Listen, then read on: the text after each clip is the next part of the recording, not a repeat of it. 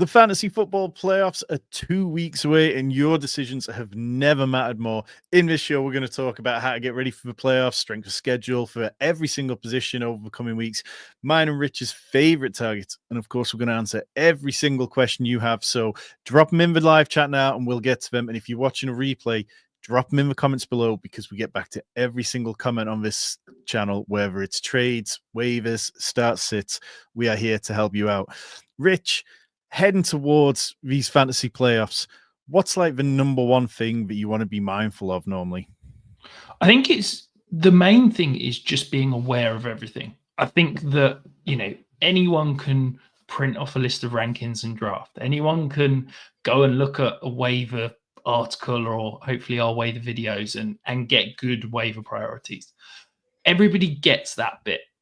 But preparing and being organized for your playoffs is absolutely essential, and it gets underrated and forgotten about every single year. And I think there's a few little tweaks that hopefully we're gonna talk through today that you can run through. But the main thing is just be aware of who's pushing for playoffs, who's already in the playoffs, where you're at. You can have a look at who's playing who needs to win what, and just understand where the whole league sets, where everybody sits, because that will be essential for you finding trade partners and potential people to target to hopefully improve your odds of not just making the playoffs, but bringing home a title. I love that point, and it's something which I think a lot of people lose track of when they are looking at the roster, because it all starts with analyzing roster, taking note of what the challenges are for you, but also taking note of what the challenges are for your opponents, looking at what their challenges are going to be over the coming weeks. Do they have particular holes that they need to fill?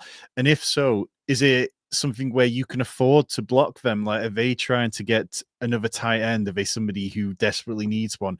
And do you have the spots on your roster to be able to take another tight end and to just make their life slightly more difficult?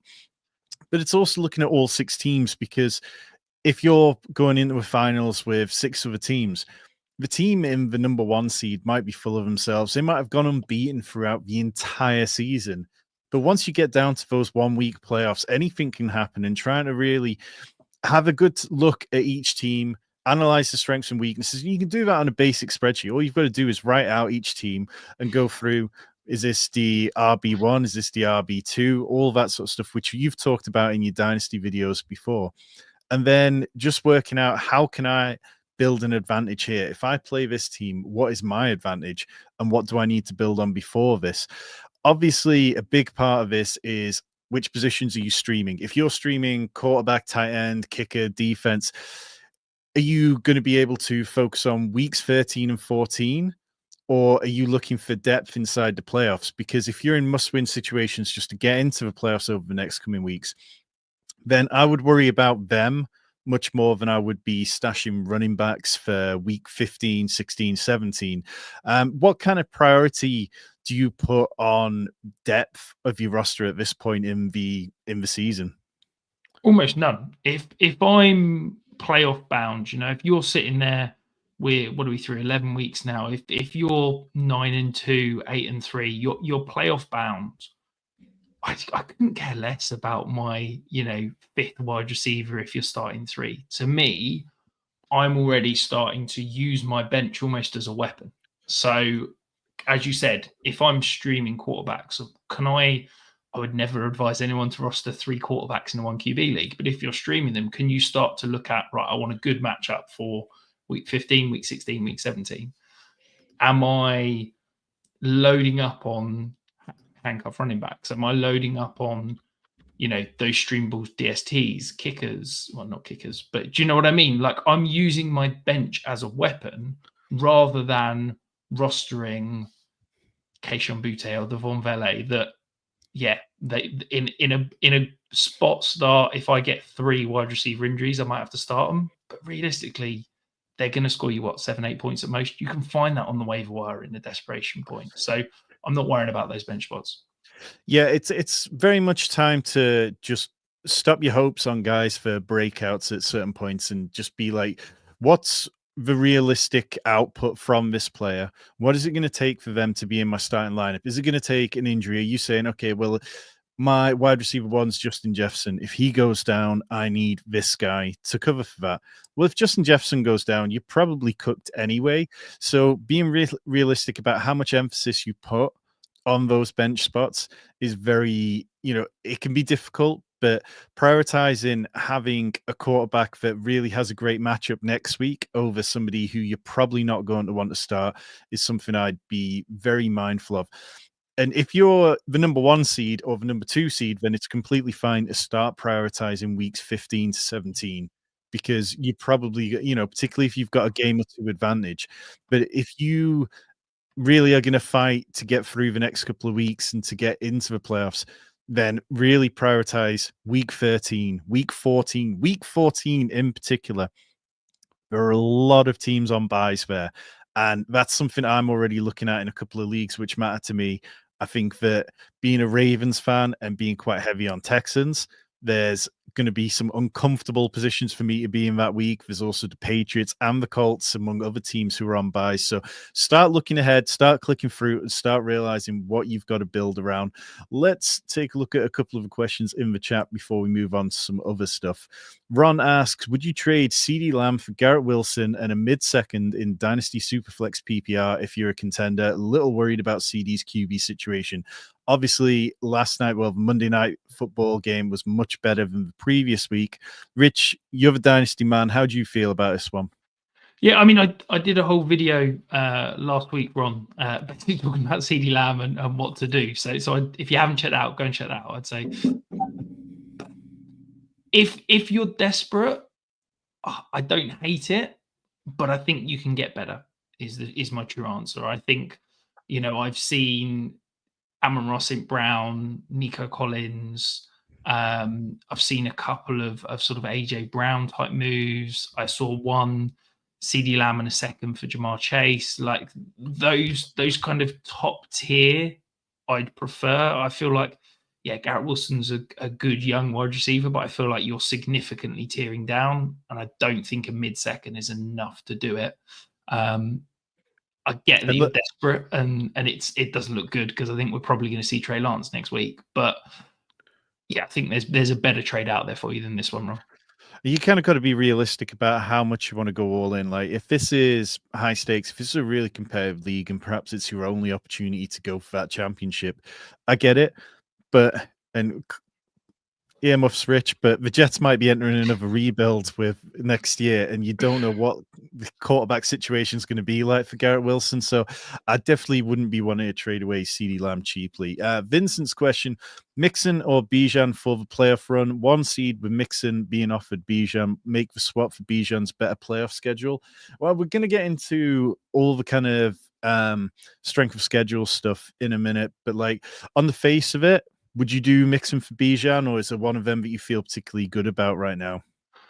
I think straight up, it's mad to say this. I think I'd prefer Mixon still, just because of the bankable volume. I know I've talked about it the last couple of weeks. The volume's starting to scare me. Like, he's averaging over 25 touches a week, which feels unsustainable. Yes, Bijan has a decent playoff schedule. When you think he's at Vegas, against Giants, at Washington, which are 3 potentially plus matchups.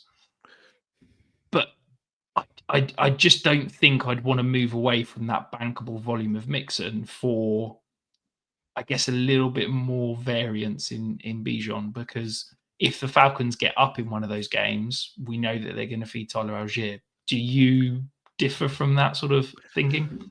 No, and it's a little hard for me because, we're putting away our priors on Mixon. Like, I was definitely much higher on Bijan this year, but like Mixon just keeps getting there. Damian Pierce has been a complete non-entity for the Texans this year. The only thing I'd say, like, going over to our strength of schedule stuff, and we're going to reference all Scott Rainier's work at Monday Iflin on Twitter, and you can find his Patreon, which is linked in the description below. He has a free tier where he puts out a bunch of his stuff. Most of it costs no more than $2 a month, and it is incredible the work he does. Real friend of the show and somebody who does great work. But these are slides from his spreadsheets. quarterbacks. And the only thing I'd say, you can see Joe Mixon on the right-hand side, running back strength of schedule. He plays Miami, fine. Kansas City and then Baltimore, two really good run defenses right at the end. Whereas the way to beat the Ravens, we know in week 17 is to pass on them. The Chiefs, they're still a decent pass defense, but they're an easier defense to run on at the minute if you can stay in the game. Whereas Bijan, you can see higher up on the side, plays the Raiders, the Giants, and the Commanders, all teams that you can run on. So I very much get it. And it'd be really difficult for me, it's one of those situations where I think I'd have to look at the rest of my roster and work around that to kind of see, can I afford to make this trade? And if I have a bit of a bad game from Mixon, do I have enough skill around him? And what is that kind of worry about how much Bijan's touching the ball? But I might be tempted to do this if I could get Tyler Algier off waivers and kind of hope that, okay, maybe Bijan Robinson goes down and then we're getting access to both sides of it. But yeah. And Tyler saying James Cook just broke the KC mold. They could be resting due to playoff runners, likely one seed. Yeah, I mean, I don't disagree with Tyler there at all. Tyler, smart guy. But it's so rare we see teams rest players in week 17. So also, they're now what is it? A game ahead of Pittsburgh, a game and a half ahead of the Bills. Like the thought of them resting week 17 with still week 18 to play. Yeah, a lot could happen between now and then, but I'm less certain that will happen. Particularly with, as you can see there, like if we go down on the right-hand side, you see Isaiah Pacheco towards the bottom.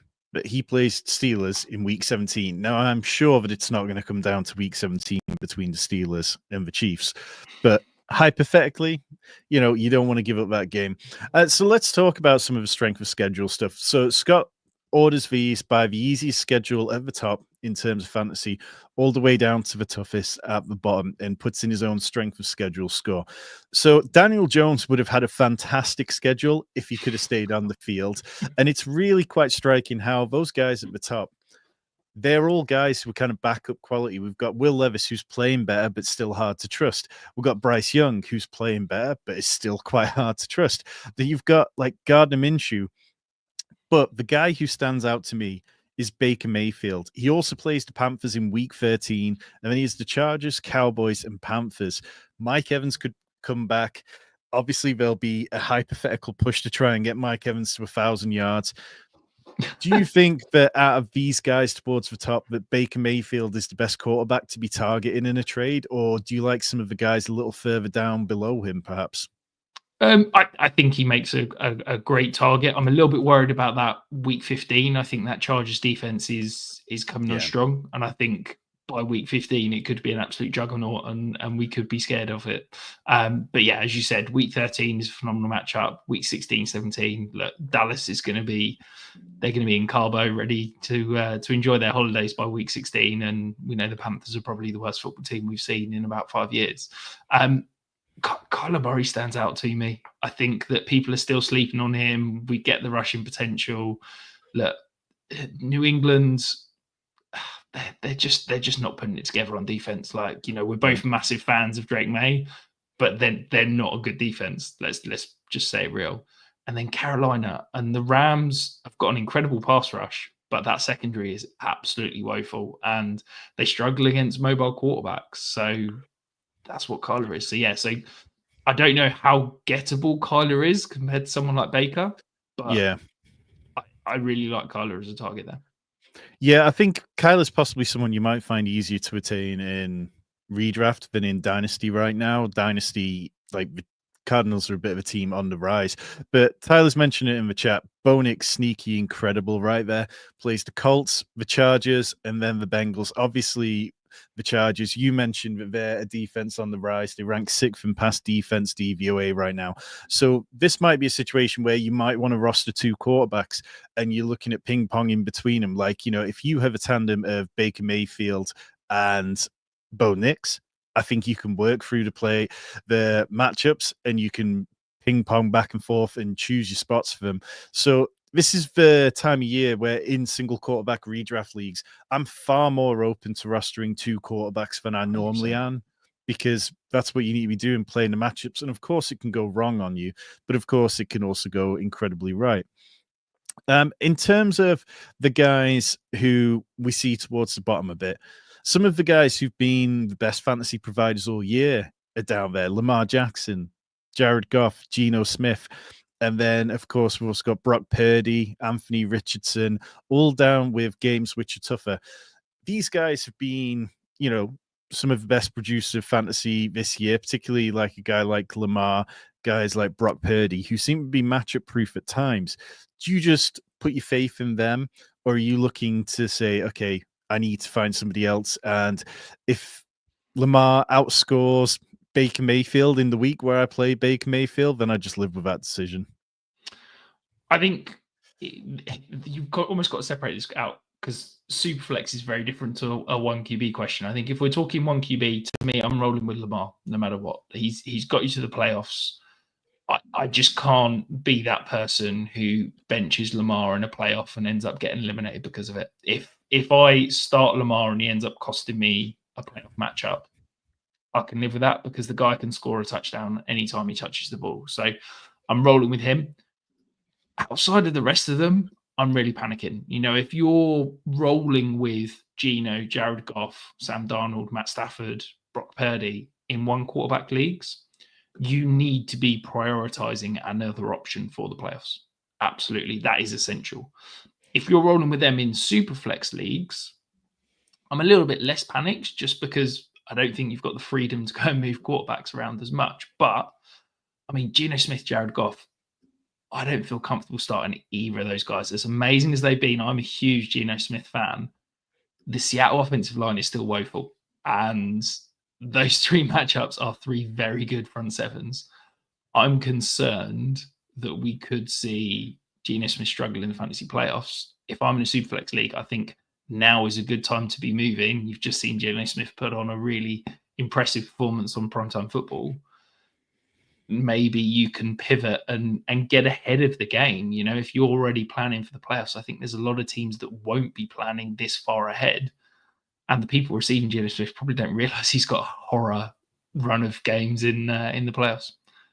Yeah, I love that point. And obviously, that's why we're doing this show now, because it's important to start planning now. The earlier you start planning, the better the advantage you give yourself. And of course, we have constant stream of content coming your way, whether it's waivers video, which went up yesterday, Rich's Dynasty buys and sells video, which is normally up either on a Tuesday or a Wednesday, Tyler's Battle Royale videos to start streams on a Sunday, and our weekly preview show on a Thursday. All you need to get you going every single week. Let's talk running backs, though, whilst we're still on this slide. Chuba Hubbard set to have the easiest strength of schedule, according to Scott, who, again, his work, it's linked in the description below. Go and check it out. Well worth it. Are you worried that Jonathan Brooks could eat into that, or would you still consider Chuba Hubbard a target? Yeah, absolutely. I think it's hard. I love Chuba Hubbard, but it's hard to have any huge amounts of confidence. I think Jonathan Brooks is back this week. I think he's going to eat into that workload a bit. And as good as the matchup's going to be, do you want to be starting a running back that could see 10 to 15 touches in a great matchup over a guy that you're hoping to get 20? Like, even with the matchups, I think it's going to be hard to trust Chuba Hubbard, just because there's going to be less food for him to eat on a bad offense. This isn't an offense that's going to have 5 trips into the red zone. Yeah, and one of the guys who is worth mentioning below him then, J.K. Dobbins, career high in touches, receptions, played 10 games this year, which is more than he managed in the last 3 seasons combined. When Gus Edwards came back and played his first game, 10 touches in his first game for 55 yards, it felt like perhaps he was gaining a little bit of ground on J.K. Dobbins.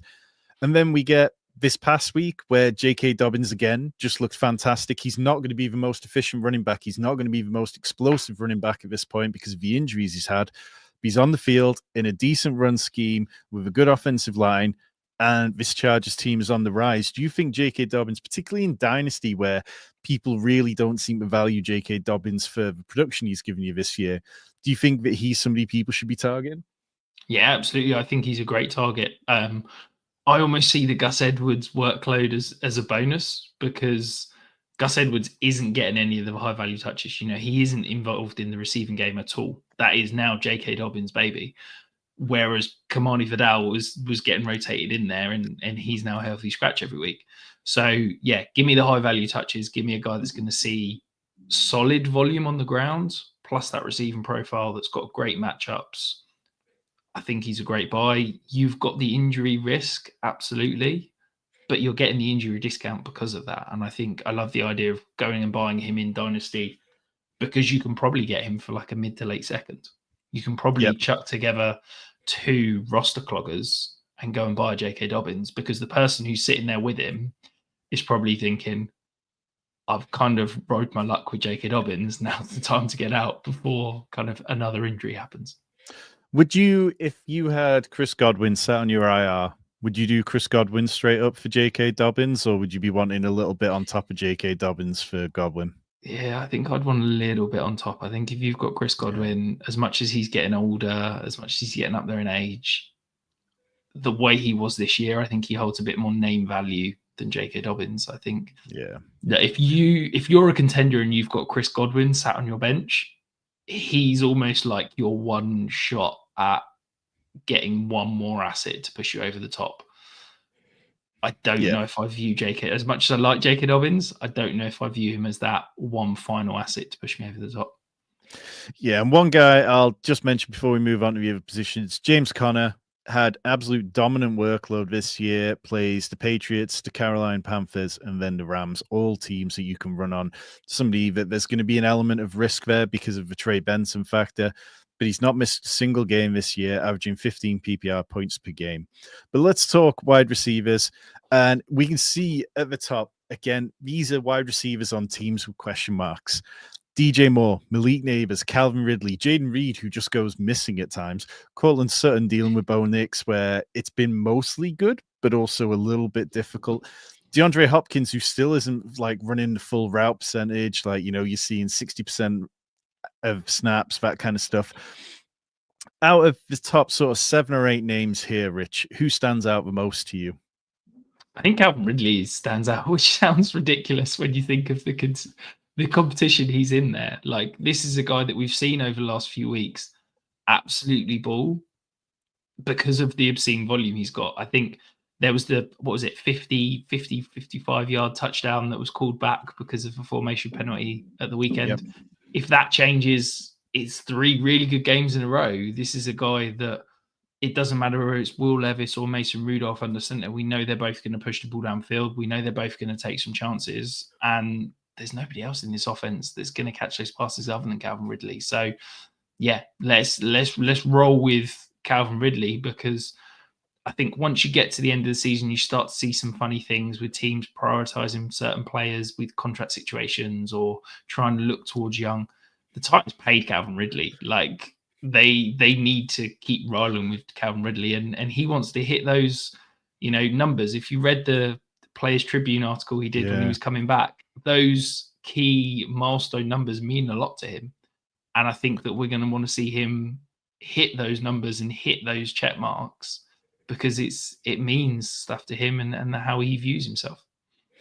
So, love those points. Malik Neighbors, when I see his name up there, I just feel so pissed off that the quarterback situation is as bad as it is. Because if we were getting Malik Neighbors like he was from the beginning of the year, at this point in the season, I mean, that's absolute league winner. What do you think about Xavier Legette? Obviously, Adam Thielen should be healthy enough to play at this point. Obviously, probably not a huge amount of motivation there, but Legette's kind of come along a little bit. Do you think he's somebody that's worth adding? Because you can probably get him quite cheaply. There'll be redraft leagues out there where you can get Legette off waivers. Would you make that move, or do you feel like he's probably not going to give you enough to make it worthwhile? Can I throw something back at you, Tom? Am I getting too in the weeds if I said I would rather go and target Jalen Coker than Xavier Legette right now? I mean, I don't hate it. I just, yeah. How confident are you in Jalen Coker then? The Cokeheads need to know. Yeah, I'm reasonably confident. I think that he could be that sort of wide receiver 3-4 sort of flex play by the end of the season. I'm more impressed with him, what I see on film as a route runner. I think Xavier Legette is a great athlete, but he's still a great athlete playing football. I don't think he's a football player. And I think that Carolina can manufacture touches and try to scheme things up for him as much as possible. But at the end of the day, they need to run a real offense, and I think that's going to flow through Jalen Coker more than it's going to flow through Xavier Legette. So I would rather go and grab Jalen Coker off waivers as my dart throw, kind of what the heck, let's shoot for the upside, than Xavier Legette, because I just don't see, and I'm happy to be wrong in this, I don't see a world where Xavier Legette can command consistent wide receiver volume. I think he can see manufactured touches and gadget plays and all that kind of thing, but I don't see him being able to line up outside, consistently get separation, stem corners, and be that wide receiver that NFL offenses need. You know, we see it time and time again. Doesn't matter how good an athlete you are, doesn't matter how good a gadget player you are, it can't be reliable for production. Yeah, I think that's a really good point. So in terms of the guys down at the bottom, one name stands out to me. Josh Downs, with the second lowest strength of schedule score, according to Scott, plays the Denver Broncos, the Tennessee Titans, and then the New York Giants. Obviously, we're coming off a good week for Josh Downs.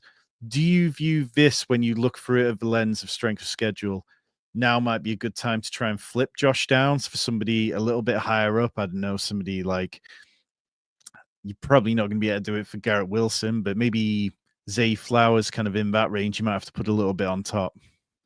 I think you could potentially flip Josh Downs for someone like Cortland Sutton, which I know you and I have disagreed on Cortland Sutton. It feels like every week through so far this year, but that's a kind of player that I think is a similar value range. In redrafting Dynasty, I'd probably rather keep Downs, but I'm nervous because we've had good Anthony Richardson this past week against the woeful Jets. It could easily, you know, for me, I've said this about Anthony Richardson, the player hasn't changed to me over the past year. He's still the same phenomenal athlete, makes some incredible throws, but still misses stuff. Yes, he put together a decent performance on Sunday, but that could easily go back in the bottle, and we could get Anthony Richardson unable to sustain one fantasy wide receiver. So I'm very nervous about Josh Downs. I love the idea of moving off him and trying to pivot again before people realize about this playoff matchup. And as you said, selling off that kind of good week of Josh Downs. Love it. Yeah, I think that's a great point all around. Let's go to Arturo's question, and then we'll get to the tight ends and then talk some of our favorite targets. So, redraft 1QB league, trade Justin Jefferson for Lamar Jackson and JSN. For me, look, I mean, you can see the jerseys behind me. You know where my allegiance lies, and I'm also a big JSN fan. I think this one's quite simple, and I would go for it because it feels like JSN is now getting used, and he's potentially turned a corner, and that corner leads him further downfield. Would you be doing this, or do you think you'd want to stick with JJ just for the kind of known commodity that he's still going to see 6-7 catches a week for roughly 80 yards or so? I really like JSN.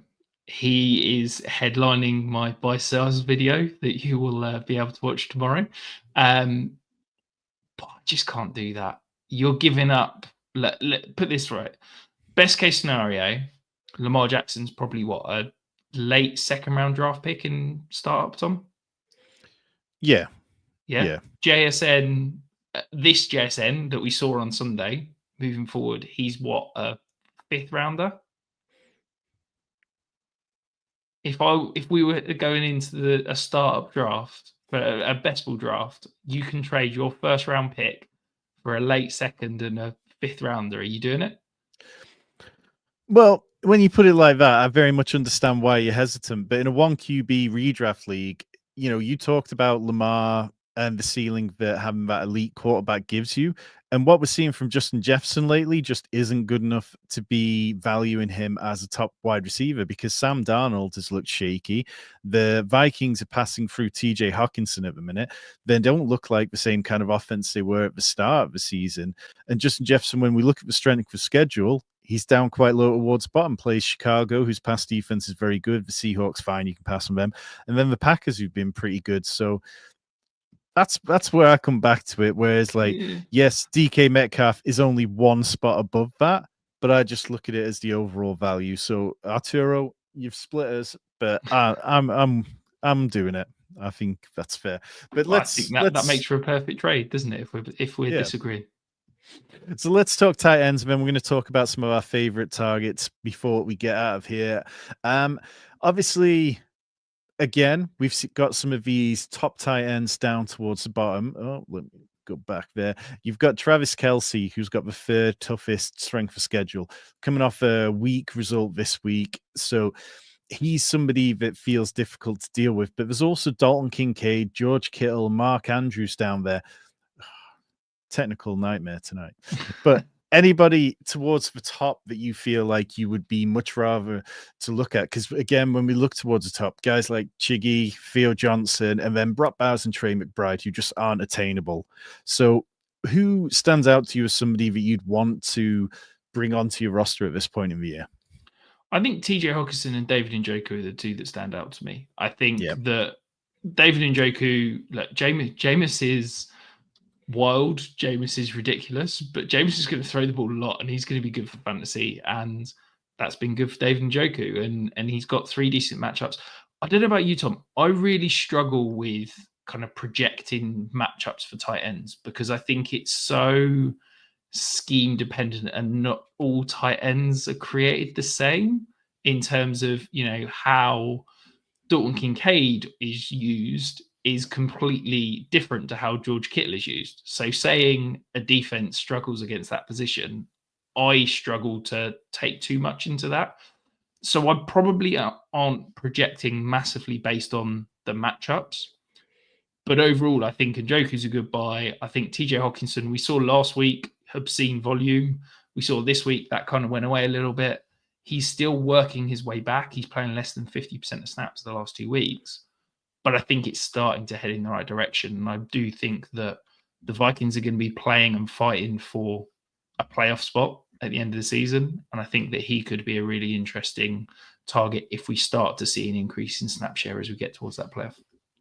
Yeah, I think that's a really valuable point. And TJ Hawkinson feels like somebody that for a lot of teams, it's too little too late. So you can leverage that against them and look to be like, okay, can I get get them away from this person? So it's it's always knowing your league as much as anything. You've talked about that on a number of occasions. So I would be very much trying to see, just checking the price on these things because tight end is a nightmare week to week. It's so inconsistent.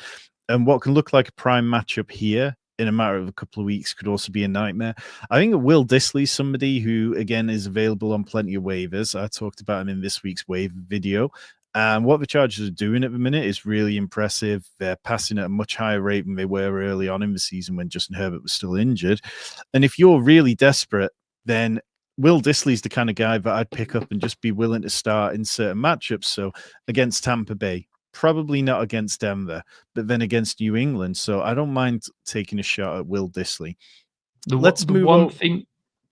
Sorry, Tom. Before you dive into the next one, the one thing I would caveat with Will Dissly is this week the Chargers did something that they've not done all year in that they've started to reduce Will Dissly's snap share. I don't know if it's a 1 week blip. I don't know what's going to happen, but he was only out there for like 60% of snaps. So that'll be a check back before you dive fully in, I would say. Yeah, but I mean, I'm still kind of okay with that at the tight end position because we see these quarterbacks have certain favorite targets in the red zone. And as long as you kind of getting out there for the red zone stuff, I don't really mind. It's why like Mark Andrews has been able to retain any form of value this year is for that reason. So yeah, I'm definitely a little bit higher. And also Will Dissly plays the Ravens this week. So, there's some automatic points for him. Let's talk though about rookies to target. We're going to rapid fire through this and then our targets over the next 5 minutes or so and answer any questions people have. So do get them in the chat. But we consistently see year to year rookies have a bigger role down the stretch. Out of these quarterbacks, running backs, wide receivers, and tight ends, who do you think is most in line to see an uptick in fantasy production over the next few weeks? Well, I think you've almost got to take it slightly positionally, haven't you? Because the running backs at the moment, those 4 running backs we've pulled out there, none of them have a role, but they're all one injury away from being a potential league winner. They're all talented. They were all, good backs. They've all flashed a little bit. And if the starter gets injured, they could all be absolute fantasy superstars. The wide receivers have all shown decent production, and they're all the kind of players that make that leap halfway through the year. So they could absolutely jump out. The quarterbacks, look, we saw Caleb Williams have 2-3 fantastic games before the bye week. We saw him this week completely change in terms of how he played, the way the offense worked. That's the Caleb Williams that we knew and love as a prospect. And Bo Nix and Drake May have been producing for fantasy because of the rushing upside. And then I've thrown in kind of 2 rookies because Jatavian Sanders, people haven't talked about it. 4 of the last 5 weeks, he's been very, very usable. And the underlying numbers are good. He's earning consistent snap shares over 70%. Like, he was a guy I really liked as a prospect. And he is the kind of person that could really put on a nice little run. And then in the offseason, everyone's talking about how good Jatavian Sanders was. And then Theo Johnson, you showed it on the matchup slide. He's got the dream matchups. Everything's fully green. He's playing 100% of snaps. He's really got that role locked down. The big question is just what the hell's going to happen at quarterback and who's going to be getting him the ball. Yeah, definitely. And I think I'm kind of okay taking a shot on rookies with questionable quarterback play more than other positions, because it's just saying, the upside there, if it hits, is going to hit in a way that really pays off its value in a way which you're not going to find with veterans sometimes. But let's talk about your favorite targets at each position. Rich, Caleb Williams, do you think that what we've seen over the last couple of weeks, you mentioned it briefly, but do you think Caleb Williams is going to turn it around and be a consistent fantasy force down the stretch? I really hope so. I really, really hope so. But I was viewing this through a lens of what players are obtainable. And to me, at quarterback, I don't really like trading for quarterbacks in a 1 QB league, because I just feel like the as we showed with that JJ for Lamar trade, I don't feel like the value ever kind of aligns. So I'm looking for a quarterback that I think could be available on waivers, and Caleb Williams is the perfect example. He's got elite receiving weapons. I think the scheme looked like it suited him a little bit better in terms of he looked more relaxed. He looked more comfortable. He was creating outside of structure, which we haven't seen over the last few weeks. And he added the rushing element that hasn't been there. If he now starts to put it together through this second half of the season, he could be the kind of player that wins people titles, because, he was a fringe startable quarterback to start the season. Nothing's changed there. Yeah. Marvin Harrison was somebody who really has been difficult for people over the last, over the course of this season. Very high price, going fringe first round in redraft leagues. Now he seems to be putting it together a little bit more, separating better. Fantasy Points today we're talking about how he's running more horizontal breaking routes rather than just go routes all the time, which is helping that. Do you think that coming out of the Cardinals bye, that things start to click a bit better for him and Kyler Murray, or is this just one where you're just betting on talent, just rounding out? I think it's all of the above. I think he's starting to put it together. The chemistry with Kyler seems to be getting there. He's the obvious post-buy rookie bump candidate. And I know that the work Scott does didn't really jump out, but New England, Carolina, Rams, those are 3 great matchups for me. And I think he could be the fantasy league winner. There was a reason why he was a fringe first round draft pick in most best ball and redraft leagues. I think that this guy could put together a phenomenal 6-7 week stretch for fantasy, the likes of we've not seen since kind of Odell Beckham won people leagues as a rookie back in, 2013, something like that. That sounds about right. We've already talked about TJ Hawkinson a decent bit, but David Montgomery, are you fully confident that we're not going to see a situation where Jahmyr Gibbs gets more touches down the stretch? Do you think that David Montgomery's role is secure enough that he's an every week starter? I think that this is a guy, again, that is more obtainable. You're not able to go out and trade for Jahmyr Gibbs. They've got 3 fantastic matchups. I think that when you're looking at the strength of schedule stuff, Jahmyr Gibbs is more of that, less traditional running back. So if we're looking at defenses that are bad against the run, that's David Montgomery. I also think that this offense in those matchups, which are against good teams, it's Buffalo, it's Chicago, it's San Fran, they're going to want to pound the rock and establish the run. And I just feel like David Montgomery, where he's valued right now, I think he is obtainable. look, you can almost pencil in a touchdown every single week at the moment for him. So it feels like a nice safe play with some really good upside matchups. So my favorite target, the quarterback, it's without doubt Baker Mayfield. So much so that apparently I didn't think to put him down as wide receiver as well. That was obviously not where I was going with wide receiver. But yeah, Baker Mayfield, the strength of schedule is so good. And I think that even in dynasty leagues, even in super flex leagues, the cost of acquiring Baker Mayfield, it's not as bad as trying to go out and buy the elite here. And I think that we've got enough job security for Baker next year that I feel comfortable with it. I think that what he's shown is really so impressive in this new scheme. So I'm very much in on Baker. J.K. Dobbins, we already talked about how you're getting a very decent player at a bit of a discount.